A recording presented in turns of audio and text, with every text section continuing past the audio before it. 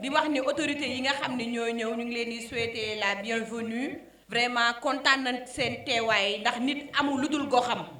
te lii ngeen def dafa fort ci ñun dëkk ci gox bi nekk ak waa gox bi lu ñu xewle doo leen tan xam lu benn yoon loolu fort na ci ñun. ñi ngi koy yóbbante ñi nga xam ni ñoo jóge ci mairie bi di ko yóbbante ñi nga xam ni suñu parrain Ababacar Sadikh Bèye ñoom la yebal di leen wax ni bég nañ ci taxawaay bi ak yegsi bi ngeen fi yegsi ñu war a nag procéder ci li nga xam ni mooy cérémonie officielle bi bu président defee discours ba pare parrain bi ñu jox ki nga xam ni moo ko représenté mu def discours bu paree suñu partenaire le maire monsieur Cheikh Gueye ñu def ki mu envoyé mu def discours ñu def coupure de ruban commencé foire bi képp koo xam ne indi nga fi marchandise ak loo fiy jaay yal na ci yàlla def barke ci barke Seydouna Mohamed. kon monsieur le président Badithioune, à vous la parole. salaamaaleykum wa rahmatullah. ñu ngi sant yàlla di sant waajur yi parce que suñu nekkee façon cérémonie yi mel nii vraiment suñu xel lay nekk ci les fondateurs de Castor, les pères fondateurs. ñu ngi leen di ñaanal yàlla vraiment teru leen ci àjjana yi gën a kawe yi. ñu nag dañu leen di remercier. Castor 3D ñëpp toutes les sensibilités sont représentées dans Castor 3D kon ba et ñëpp objectif yi ñu visé ñëpp ñu ngi ciy taxaw pour ñu atteindre ko donc développement kese moo ñu yëkkati donc alors de telle sorte que dañu amoon quelques projets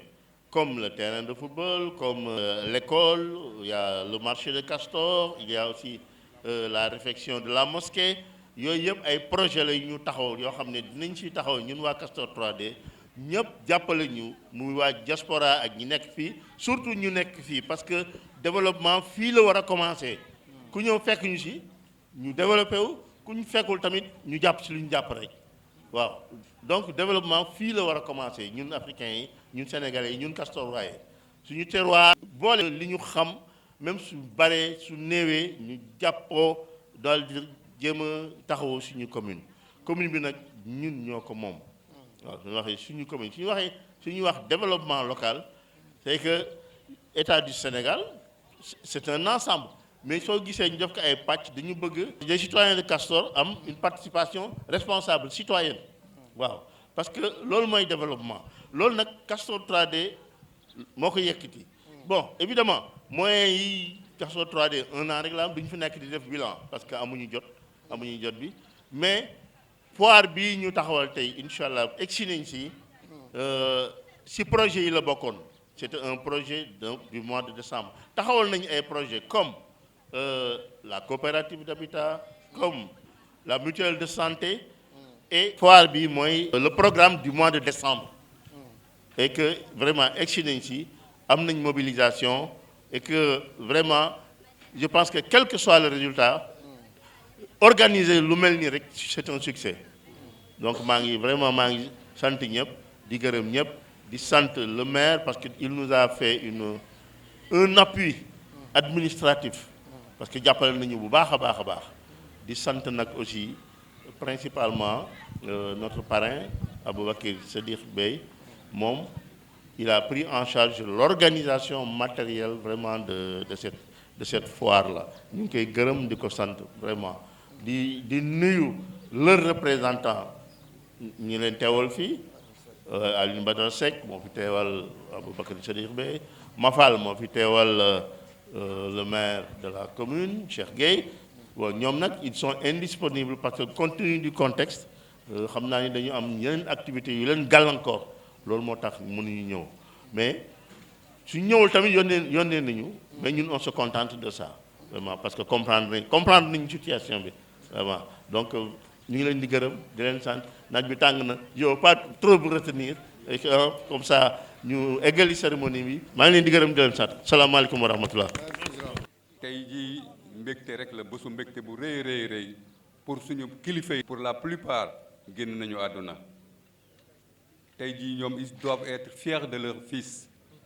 wax dëgg yàlla parce que lu mel nii moo jur cité bi booloo nekk benn def une grande association ba tabax dëkk bi donc aujourd'hui ñun ñëpp dañu war a sant yàlla bu baax a baax di ñaanal suñu waajur yi te xam ne tey jii vraiment on peut être fier de nos parents et nos parents peuvent être fiers de nous parce que mujjewuñu puso bi mu réer donc alhamdulilah parents yi yal na leen yàlla jéggal yal na leen yàlla xare aljana di leen féliciter quand même initiative bi ngeen jël doomu Castor tur bi rek macha allah dafa dal doomu Castor di si lii rek lañ ko war a dégg moom lay rappeler toujours suñu doom yi maanaam sët yeex jarbaat yi ne doomu Castor amul droit def leneen lu tegu si yoon teg si dëgg nekk benn unité leneen waruñu lu dul lool unité parce que quand nous sommes unis lépp lu ñu sóobu dañ koy yëkkati daan ko kon nag yàlla nañu yàlla musal seytaane toujours mi nga xam ne moom bëggul lu baax seytaane bu gisee lu baax rek da siy dugg si biir jaxase xel yi jaxase xol yi ku la xool mu ne ko xool nga kee ni mu lay xoolee gis nga xol bi n'est-ce pas donc toujours saa ñu yeewoo rek nañu njëkk a muslu si seytaane te xam ne ñun rien ne doit nous diviser tout doit nous unir amul tey ji lépp loo xam ne war nañ ko xool mu ñuy diviser donc ñu ngi gërëm organisateurs yi bu baax di féliciter une fois suñu frère Aboubacar Sadikh Bèye mu doon nit ku baax ku ko xamul rek moom lay wax toujours temps yi yëpp ñi nga xam ne dañu sori je me suis fixé le devoir d'unir tous les fils de la commune de Dieuppeul-Derklé. Donc moi je tenais encore à lire son mot, le mot du parrain qui est sur le papier qu'on m'a remis tout de suite là. Donc il disait que j'éprouve un immense plaisir d'avoir été choisi comme étant le parrain de la première édition de la FACO, la foire artisanale, agricole et commerciale de Castor. La FACO porte un élan d'espoir et d'impulsion au sein de l'économie locale. À l'heure où des efforts économiques importants sont demandés à l'ensemble de nos concitoyens, ce rendez-vous revêt une importance capitale car il témoigne non seulement du dynamisme de nos entreprises et des emplois qui les font vivre, mais aussi de la vigueur de notre tissu social, de la richesse des initiatives locales,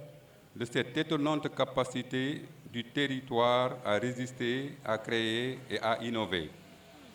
Depuis 2017, nous essayons de porter pour notre commune une transformation structurelle de son économie locale.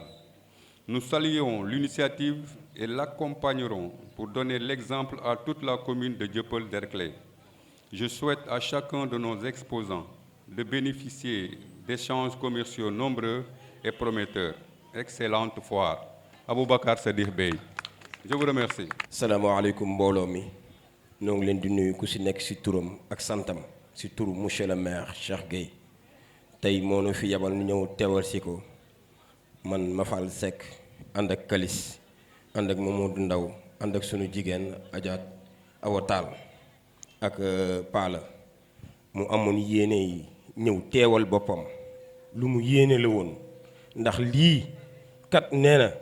moom la waroon te képp ku fi def ci commune bi dara moom nga ko defal ndax moom la yàlla defal dogal mu nekk ci boppu commune bi kon lu baax lu nu def fii ci commune bi rek moom lañ ko defal kon mi ngi leen di saluer mi ngi saluer ci loolu di ci remercier président wax dëgg yàlla coono yi ngi ci daj ak waa Castor 3D yépp nee na ndax lii kat mooy li nga xam ni ci gouvernement bi la waroon jóge ñu def ko ci commune yépp mais mi ngi rafetlu bi nga ko jëkkee tàmbali ci commune am te waa commune am tàmbali ubbi ko ndax gouvernement bee ko waroon defar ndax dañuy consommer local kon nag bu waa commune am jógee taxaw lu mel nii kon du def lu dul saluer loolu te xam na ni incha allah lii waa commune am ubbee incha allah commune yépp daan ci roy kon nag am ngeen mérite bu baax a baax mi ngi leen di féliciter di ñaan yàlla barkeel ko ba nu yàgg def ay ati at ndax xam na ne lii référence la te lii rek lay ñaan fi mu nekk commune bi mu nekk jiite ko ñuy jël référence ci commune am vraiment kon du def lu dul sant yàlla encore Badou monsieur le maire nee na mi ngi lay sant di la gërëm sa taxawaay gannaaw bi ñu santee waa Castor 3D si jëf ju rafet yi xalaat yu rafet yi mais incha allah ñaan na yàlla bala muy jeex dana fi ñëwal boppam xool seen liggéey ndax xam ne rafetlu na ko ba pare di leen ñaanal jàmm et bonne continuation.